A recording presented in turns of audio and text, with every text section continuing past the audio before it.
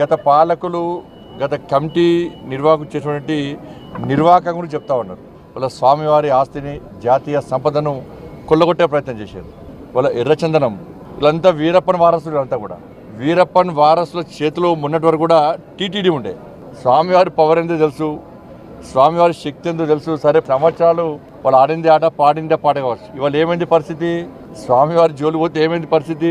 కాబట్టి ఎర్రచందనం పేరుతోని దొంగదందా చేస్తూ వేల కోట్ల రూపాయల స్వామివారి ఆస్తిని జాతీయ సంపదను దోచుకుంటూ వాళ్ళే ఇవాళ రాజకీయాలను శాసించే స్థాయికి వచ్చారు. రాజకీయ నాయకులను వాళ్ళ గుప్పిట్లో పెట్టుకొని ఎన్నికల్లో గెలవాలన్నా, ఎన్నికల్లో ఖర్చు పెట్టాలన్నా, పార్టీలు నడవాలన్నా, చివరకు ప్రభుత్వాన్ని కూడా అప్పులు ఇచ్చే స్థాయికి వచ్చినంటే ఇంతకన్నా దుర్మార్గం, ఇంత సిగ్గుచేటి కూడా కాదన్న విషయాన్ని మనం గుర్తుంచుకోవాలి. తప్పకుండా దీన్ని వదిలిపెట్టే ప్రసక్తి లేదు. గతంలో విషయంలో చంద్రబాబు నాయుడు గారు మాట్లాడారు, పవన్ కళ్యాణ్ గారు మాట్లాడారు, మా భానుప్రకాష్ గారు, వీళ్ళందరూ కూడా ఈ విషయంలో చాలా సందర్భాల్లో ఫైట్ చేశారు. కానీ వాళ్ళ ఆలోచన ఏంది? కాబట్టి దాన్ని వదిలిపెట్టే ప్రసక్తి లేదు. పూర్తిగా ఈ విషయాన్ని మా కేంద్ర హోంశాఖ మంత్రులు అమిత్ షా గారు తీసుకొస్తాం. తప్పకుండా దీన్ని నివేదికలు తెప్పించుకుంటాం.